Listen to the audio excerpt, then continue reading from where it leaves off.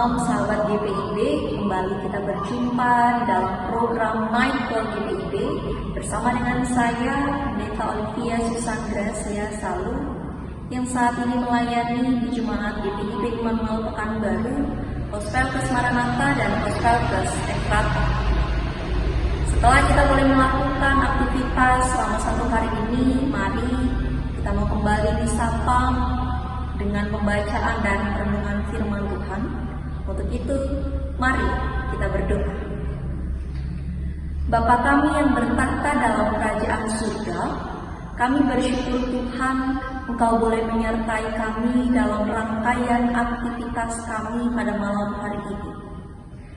Dan saat ini Tuhan, sebelum kami beristirahat, kami mau kembali disapa melalui pembacaan dan renungan firman Tuhan.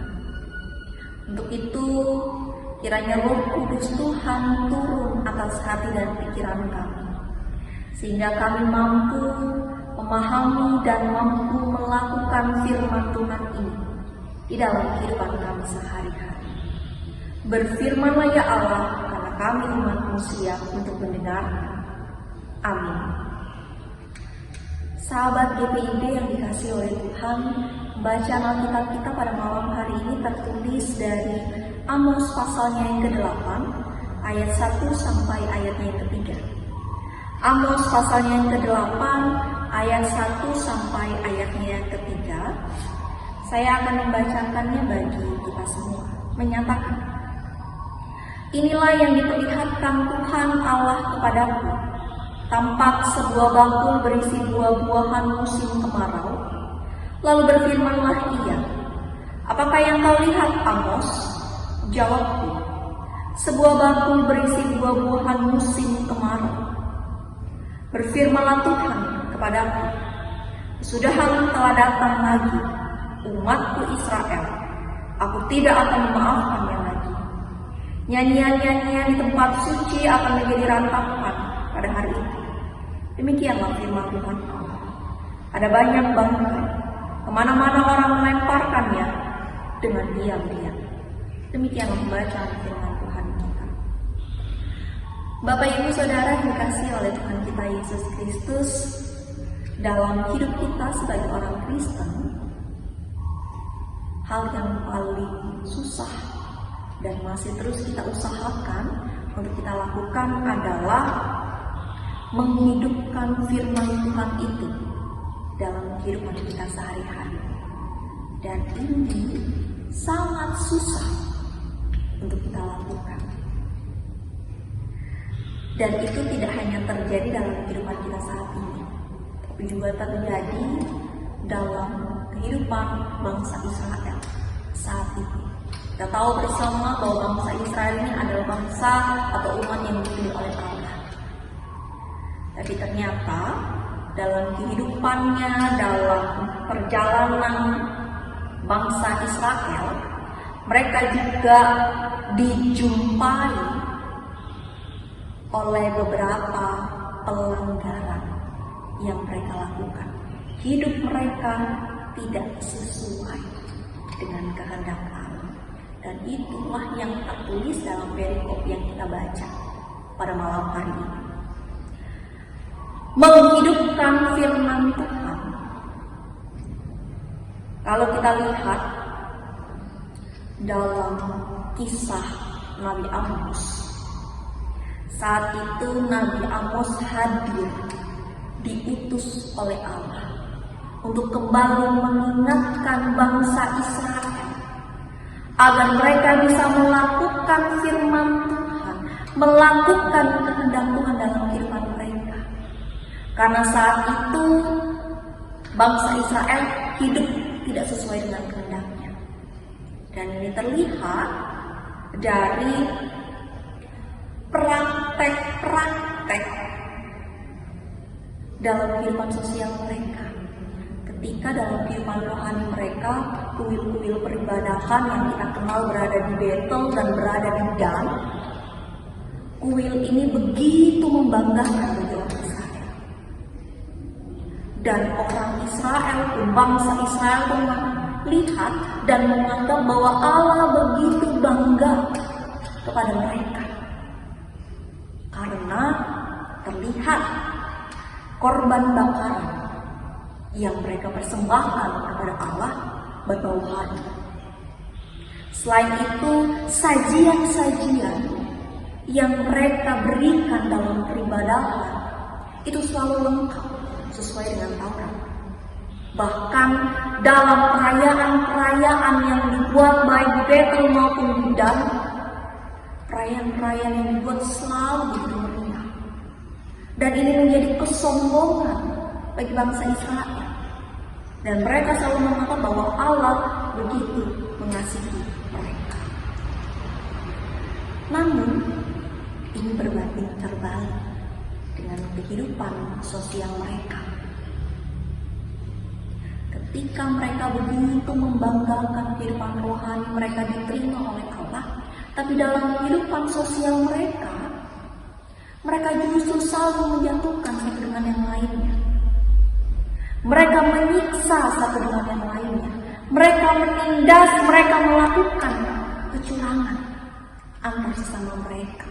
Padahal bagi Allah, ketika mereka hidup baik dalam kehidupan rohani mereka, itu diwujud nyatakan dalam kehidupan sosial mereka. Tapi ini tidak terjadi dalam kehidupan bangsa Israel yang pada saat itu ada di zaman Yerobeam. Untuk itu Allah mengutus Amos untuk kembali mengingatkan bangsa Israel, untuk kembali hidup dalam kehendak Tuhan. Namun peringatan-peringatan yang diberikan oleh Allah melalui kehadiran Amos tidak dihiraukan oleh bangsa Israel. Sehingga dalam perikop yang menjadi perenungan kita pada malam hari ini, Allah memberikan jawabannya melalui penglihatan kepada Amos. Di situ dikatakan, Allah berfirman kepada Amos, "Apakah yang kau lihat, Amos?" Lalu Amos katakan, "Sebuah bakul berisi buah-buahan musim kemarau." Ini menjadi pertanda bahwa ini adalah langkah terakhir dari Allah yang pasti akan memberi hukuman, teguran kepada bangsa Israel, sehingga mereka akan jatuh. Tempat yang selama ini mereka banggakan, yaitu kuil-kuil peribadahan, justru akan menjadi tempat di mana mereka akan meratap. Kuil-kuil peribadahan yang sebelumnya berisi nyanyian-nyanyian, tidak ada lagi nyanyian di dalamnya. Yang ada hanya ratapan. Sehingga yang tersisa, Bapak Ibu Saudara, bangsa Israel diminta untuk meminta anugerah pengampunan dari Allah. Bapak Ibu Saudara yang dikasihi oleh Tuhan, terkadang kondisi yang dialami oleh bangsa Israel juga terjadi dalam kehidupan kita sehari-hari. Dalam kehidupan kita sehari-hari, sering sekali kita merasa bahwa apa yang kita lakukan adalah sesuatu yang benar dalam perspektif kita. Tapi ternyata itu berbeda dengan perspektifnya Tuhan. Kita mampu mengerti firman Tuhan yang kita sering dengar dalam ibadah minggu, ibadah keluarga, ibadah pelkat, ataupun dalam SBU yang setiap harinya kita baca. Tapi terkadang kita jatuh untuk memahami dan melakukan firman Tuhan itu dalam kehidupan kita sehari-hari. Kita merasa hidup kita lah yang paling benar. Padahal itu berbanding terbalik dengan kehendak Allah. Untuk itu Bapak Ibu Saudara yang diberkati oleh Tuhan, hari ini kita kembali diingatkan melalui kisah bangsa Israel dan melalui nubuatan Allah melalui Amos. Poin yang pertama, mari kita kembali diajak untuk menelaah lagi. Sudahkah Bapak Ibu Saudara dan saya, kita sebagai sahabat GPIB, sudahkah kita hidup dengan benar menurut perspektif dari Allah? Sudahkah kita menghidupkan firman Tuhan itu dalam kehidupan kita sehari-hari? Atau kita hanya mengerti saja firman Tuhan itu, tapi kita tidak melakukan firman Tuhan itu dalam kehidupan kita? Dan hari ini kita mau kembali diingatkan.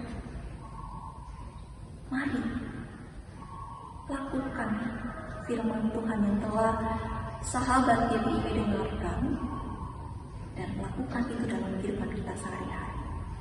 Poin kedua yang kembali kita mau diingatkan, mari sahabat GPIB, rendahkan diri kita di hadapan Tuhan.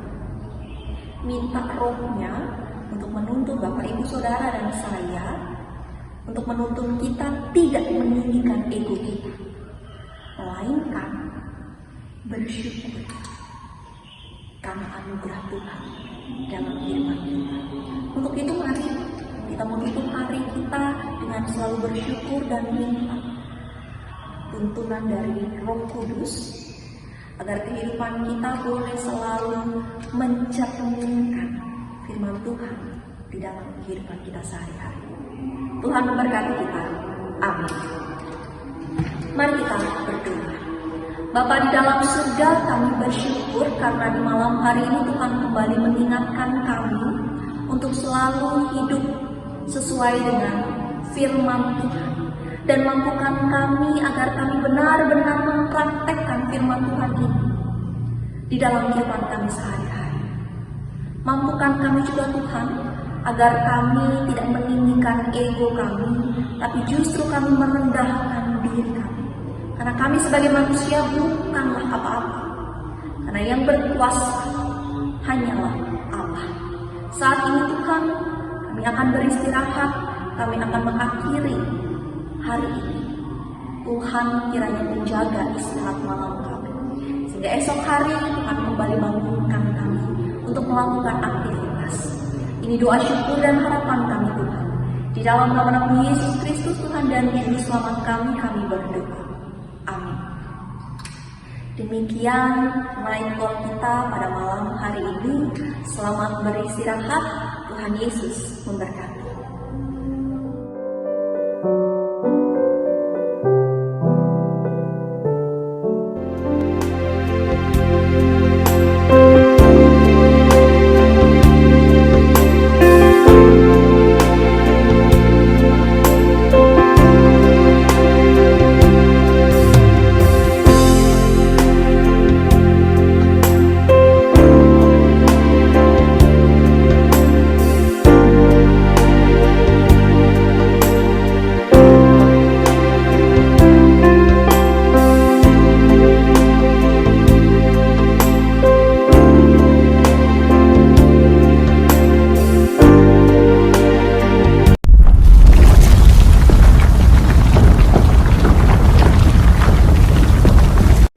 Saya Pendeta Ishak Yohanes Bastian Usmani, Ketua Majelis Jemaat GPIB Betel Raha.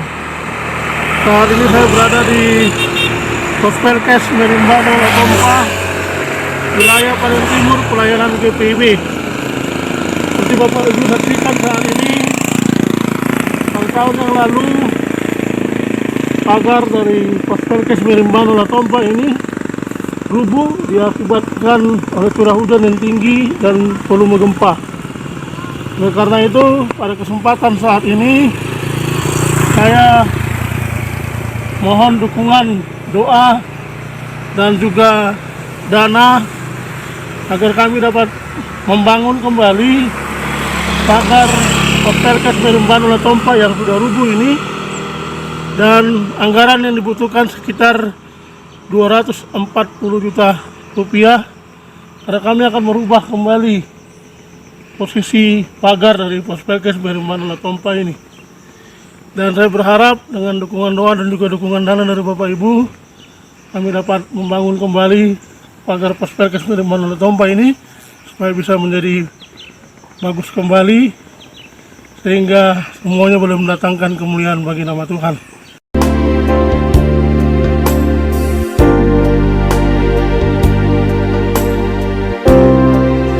Terima kasih.